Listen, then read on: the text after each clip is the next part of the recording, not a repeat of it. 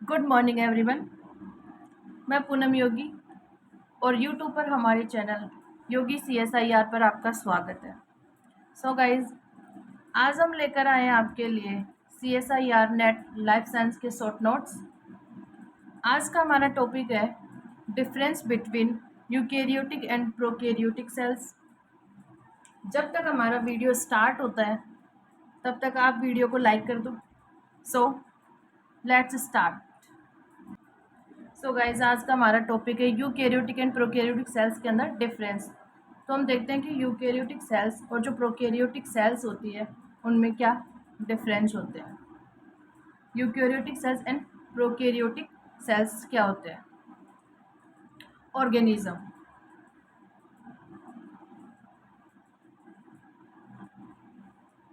हम बात करें ऑर्गेनिज्म कि यूकेरियोटिक जो सेल्स होती है वो प्लांट, एनिमल एंड फंजाई के अंदर प्रेजेंट होती है, और प्रोकैरियोटिक जो सेल्स होती है वो बैक्टीरिया एंड साइनोबैक्टीरिया के अंदर ये प्रेजेंट होती है। सेल वॉल कि सेल वॉल क्या होती है, कि जो सेल वॉल होती है वो यूकेरियोटिक सेल्स के अंदर ये सेल वॉल होती है वो प्रेजेंट होती है। जो प्रोकैरियोटिक सेल्स होती है, सॉरी एवरीवन, जो सेल वॉल होती है वो यूकेरियोटिक सेल्स के अंदर सेल वॉल एब्सेंट होती है, और जो प्रोकैरियोटिक सेल्स होती है उनमें सेल वॉल प्रेजेंट होती है। बट जो हमारी सेल वॉल होती है वो एनिमल्स के अंदर तो एब्सेंट होती है, और जो प्लांट होते हैं उनके अंदर ये प्रेजेंट होती है। चलो, क्योंकि जो प्लांट होते हैं वो अपनी शेप को चेंज नहीं करते हैं, और जो एनिमल्स होते हैं वो अपनी बॉडी शेप को चेंज करते रहते हैं। इन एनिमल्स के अंदर सेल वॉल की जगह इनमें साइटोस्केलेटन प्रेजेंट होता है। ये साइटोस्केलेटन क्या काम करता है, ये इनमें बॉडी बैलेंसिंग का काम करता है। किसका काम करता है? बॉडी बैलेंसिंग का काम करता है ये साइटोस्केलेटन। जो प्रोकैरियोटिक सेल्स होती है उनमें जो सेल वॉल होती है वो प्रेजेंट होती है, बट उनमें एक एक्सेप्शन है कि जो माइक्रोप्लाज्मा बैक्टीरिया होता है उनमें सेल वॉल एब्सेंट होती है। क्यों होती है? क्योंकि जो बैक्टीरिया होते हैं वो अपनी बॉडी शेप को चेंज करता रहता है, इसीलिए इनमें जो बॉडी बैलेंसिंग होती है उनके लिए उनमें साइटोस्केलेटन प्रेजेंट होता है। अब आगे चलते हैं हम कहाँ पे, कि जो हमारा होता है क्या, सेंट्रियोल्स। सेंट्रियोल क्या है, कि जो यूकेरियोटिक जो सेल्स होती हैं उनके अंदर सेंट्रियोल प्रेजेंट होता है, बट जो कुछ लोअर प्लांट्स ही होते हैं उनमें सेंट्रियोल प्रेजेंट होता है। प्रोकैरियोटिक सेल्स के अंदर सेंट्रियोल एब्सेंट होता है। और जो हमारा सीलिया एंड फ्लैजिला, कि जो यूकेरियोटिक जो सेल्स होती है उनमें, यूकेरियोटिक सेल्स और जो प्रोकैरियोटिक सेल्स होती है उनमें सीलिया एंड फ्लैजिला दोनों में ही प्रेजेंट होते हैं, बट जो हमारी यूकेरियोटिक जो सेल्स होती है उनके अंदर जो सीलिया एंड फ्लैजिला होते हैं वो सिंपल टाइप से होते हैं, और जो प्रोकैरियोटिक सेल्स होते हैं उनमें ये कॉम्प्लेक्स टाइप के होते हैं। कॉम्प्लेक्स होता है इनमें सीलिया का गोल्जी कॉम्प्लेक्स। ये गोल्जी कॉम्प्लेक्स होता है जो प्रोकैरियोटिक सेल्स के अंदर गोल्जी कॉम्प्लेक्स एब्सेंट होता है, और जो यूकेरियोटिक जो सेल्स होती है इनके अंदर ये प्रेजेंट होता है, और इनके अंदर ये एब्सेंट होता है।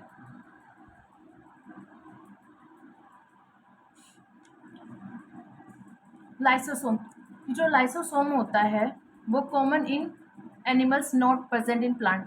कि जो लाइसोसोम होता है वो यूकेरियोटिक सेल्स के अंदर लाइसोसोम प्रेजेंट होता है, और जो प्लांट होते हैं उनमें लाइसोसोम एब्सेंट होता है। प्रोकैरियोटिक सेल्स के अंदर लाइसोसोम एब्सेंट होता है। लाइसोसोम को हम सुसाइड बैग के नाम से भी जानते हैं। जो हमारा लाइसोसोम होता है इसे हम सुसाइड बैग के नाम से भी जानते हैं।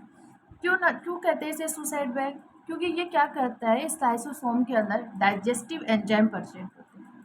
क्या प्रेजेंट होते हैं इस लाइसोसोम के अंदर?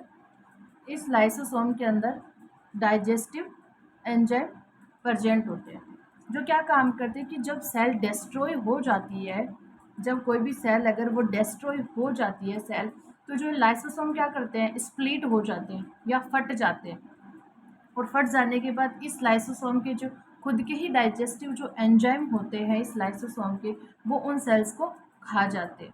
इसीलिए इस लाइसोसोम को सुसाइड बैग या आत्मघाती थैली भी कहते हैं। लेकिन प्रोकैरियोटिक सेल्स के अंदर ये जो लाइसोसोम होते हैं ये एब्सेंट होते हैं। पैरेक्सिसोम, जो पैरेक्सिसोम्स होते हैं ये होते हैं हमारी, ये प्रोकैरियोटिक सेल्स के अंदर ये प्रेजेंट होते हैं, बट हमारी जो यूकैरियोटिक सेल्स होती है इन सॉरी यूकैरियोटिक सेल्स के अंदर ये प्रेजेंट होते हैं, और जो प्रोकैरियोटिक सेल्स होती है इनके अंदर ये एब्सेंट होते हैं। आगे आता है हमारा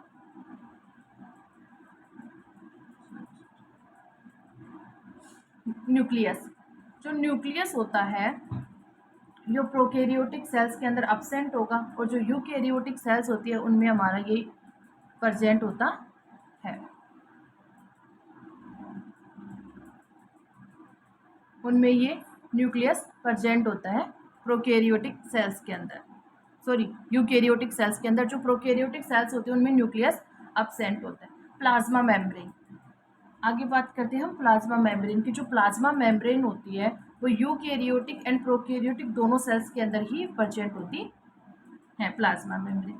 अब ये जो प्लाज्मा मेम्ब्रेन होती है ये क्या करती है, ये प्लाज्मा मेम्ब्रेन सेल को सेपरेट करने का फंक्शन करती है। सेल की आउटर पार्ट और जो सेल का जो इनर पार्ट होता है उनका सेपरेशन करने का काम करती है। सेकंड करती है ये एक परमेबिलिटी बैरियर की तरह फंक्शन भी करती है। जो प्लाज्मा मेम्ब्रेन होती है ये एक परमेबिलिटी बैरियर की तरह फंक्शन करती है। परमेबिलिटी बैरियर के रूप में या सिलेक्टिवली परमेबल भी हो सकती है या फिर ये सेमी परमिएबल भी हो सकती है प्लाज्मा मेम्ब्रेन। सेकंड फंक्शन क्या करती है, ये कम्युनिकेशन या सिग्नल का फंक्शन भी करती है कि जब भी सेल के अंदर कोई भी बाहर से, जैसे मान लो कोई भी वाटर सोल्यूबल कोई भी आता है, जैसे लाइक है जैसे ग्लूकोज आ रहा है, तो ग्लूकोज आएगा तो सेल प्लाज्मा मेम्ब्रेन होती है वो सेल के साइटोसोल को कहेगी कि जाओ अपने रिसेप्टर को ऑन करो, और ऑन करने के बाद जो ग्लूकोज आए उसको लेकर आओ। ठीक है। थर्ड पर्सन क्या करती है, जो प्लाज्मा मेम्ब्रेन होता है उसका जो कंपोजिशन होता है वो लिपिड, प्रोटीन एंड कार्बोहाइड्रेट से मिलकर बना होता है।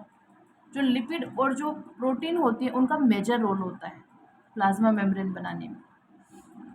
जो लिपिड होती है वो 43% होती है, प्रोटीन 49% होती है, और जो कार्बोहाइड्रेट होती है वो 8% होती है। इनका जो मेजर रोल होता है वो लिपिड और जो प्रोटीन करती है। प्लाज्मा मेम्ब्रेन की जो फ्लूइडिटी होती है, लिपिड की जो फ्लूइडिटी वो लिपिड के कारण होती है। प्लाज्मा मेम्ब्रेन की जो फ्लूइडिटी होती है वो मेम्ब्रेन के कारण होती है। और ये जो मेम्ब्रेन की जो फ्लूइडिटी होती है वो क्वासी फ्लूइड स्टेट के अंदर रहती है। क्वासी फ्लूइड स्टेट का मतलब होता है कि 50% सोल में रहेगी और 50% ये जेल में रहती। अगर ये फ्लूइडिटी अगर कम या ज़्यादा हो जाती है तो सेल्स का मेंटेनेंस बिगड़ जाएगा, और सेल का अगर मेंटेनेंस बिगड़ जाता है तो सेल कोई भी डिजीज उत्पन्न कर दे, या फिर सेल की डेथ भी हो सकती है, कुछ भी हो सकता है। ठीक। अगर हम सीधे ही अगर जैसे मान लो जैसे ह्यूमन का जो टेम्परेचर होता है बॉडी का वो 37 डिग्री होता है। अब 37 डिग्री को हम डायरेक्टली अगर किसी, जैसे मान लो कोई बैक्टीरिया है, तो बैक्टीरिया को अगर हम 37 डिग्री पे होता है बैक्टीरिया जो ह्यूमन बॉडी के अंदर प्रेजेंट होता है। अब ह्यूमन बॉडी के अंदर प्रेजेंट अगर बैक्टीरिया को हम सीधे ही उनका टेम्परेचर अगर लो कर देंगे, सीधे ही उसको 4 डिग्री सेल्सियस पर अगर उसको रख देते हैं बैक्टीरिया को, तो बैक्टीरिया क्या होता है अपना बैलेंस नहीं बना पाएगा, हो सकता है बैक्टीरिया की डेथ भी हो सकती है। अगर उसी बैक्टीरिया को अगर हम हाई टेम्परेचर के अंदर उसको बढ़ा देते हैं तो वो उसके अंदर भी वो मेंटेन नहीं कर पाता है। लो टेम्परेचर करेंगे तो वो जेल स्टेट में आ जाएगा, और हाई टेम्परेचर पे वो सोलिड स्टेट में चला जाएगा, और ज़्यादा सोलिड स्टेट में जाने के बाद में जो फ्लूइडिटी है वो उसका जो मेंटेनेंस होता है वो बिगड़ जाता है। आगे क्या होता है, इसीलिए जो मेम्ब्रेन की जो फ्लूइडिटी होती है वो क्वासी फ्लूइड स्टेट के अंदर होती है।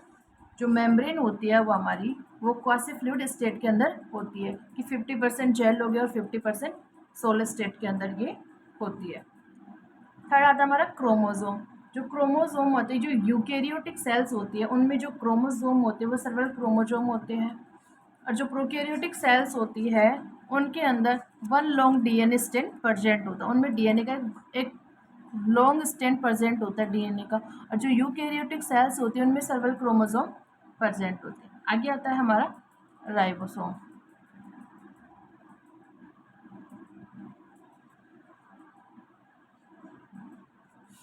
कि राइबोसोम्स क्या होते हैं।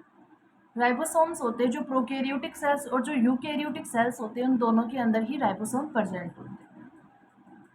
राइबोसोम क्या होते हैं कि जो राइबोसोम होते हैं एक प्रकार के ट्रांसलेशन का काम करते हैं, जो प्रोटीन सिंथेसिस का फंक्शन करते हैं। ये राइबोसोम क्या काम करते हैं? प्रोटीन सिंथेसिस का फंक्शन करते हैं कि जब डीएनए में जो ट्रांसलेशन की जो प्रोसेस होती है उनमें प्रोटीन बनाने का ये फंक्शन करते हैं। ये राइबोसोम होते हैं वो टू टाइप्स के होते हैं, 70S टाइप के और 80S टाइप के होंगे। जो राइबोसोम होंगे वो क्या करेंगे, एमआरएनए पर आकर बैठ जाती है ये राइबोसोम्स। जब तक ये एमआरएनए पर आकर नहीं बैठते हैं ये राइबोसोम्स, तब तक हमारी प्रोटीन सिंथेसिस की प्रोसेस स्टार्ट नहीं होती। और जैसे ही एमआरएनए पर राइबोसोम आकर बैठ जाते हैं, जैसे ही ये बैठेंगे राइबोसोम्स एमआरएनए पर, हमारी प्रोटीन सिंथेसिस की जो प्रोसेस होती है वो स्टार्ट हो जाती है। और जो टीआरएन होता है वो अपने एंटीकोडन एमिनो एसिड के साथ आता है और इस राइबोसोम में आकर अपनी एमिनो एसिड को छोड़कर जाता है। सेकंड क्या होती है, जो राइबोसोम की जो साइट होती है वो 3 साइट होती है, PAE 3 साइट होती है। इन्हीं साइट के ऊपर ये जो टीआरएन होता है वो अपनी एमिनो एसिड और एंटीकोडन को लाकर इसके ऊपर छोड़ता है। तो राइबोसोम होता है, इनका जो मेन फंक्शन होता है वो ये होता है कि ये जब प्रोटीन सिंथेसिस होता है तो ये तभी प्रोटीन सिंथेसिस होगा जब ये राइबोसोम आकर एमआरएनए पर बैठेंगे। इसके बाद में आता है हमारा एंडोप्लाज्मिक रेटिकुलम। क्या होता है कि जो एंडोप्लाज्मिक रेटिकुलम होता है ये प्रोकैरियोटिक सेल्स के अंदर अब्सेंट होता है और जो यूकैरियोटिक सेल्स होती है उनके अंदर ये प्रेजेंट होता है। अब जो हमारा एंडोप्लाज्मिक जो रेटिकुलम होता है वो 2 टाइप से होता है, एक होता है RER, सेकंड होता है SER। RER होता है रफ एंडोप्लाज्मिक रेटिकुलम और जो SER होता है वो होता है स्मूथ एंडोप्लाज्मिक रेटिकुलम होता है। स्मूथ एंडोप्लाज्मिक रेटिकुलम क्यों कहते हैं इसको, क्योंकि इसके ऊपर राइबोसोम अब्सेंट होता है। और जो RER होता है रफ एंडोप्लाज्मिक रेटिकुलम होता है उसके अंदर राइबोसोम प्रेजेंट होता है। सो गाइज आज का हमारा ये टॉपिक यहीं कंप्लीट होता है। और गाइज अगर आपको वीडियो पसंद आया तो हमारे चैनल को सब्सक्राइब कर देना और बेल आइकन को प्रेस करना ताकि आने वाली वीडियो की हर एक नोटिफिकेशन आपको मिलती रहे। अगर आपको वीडियो पसंद है और ऐसी वीडियो और पाने के लिए आप हमें कमेंट करके ज़रूर बताएं। Thank you.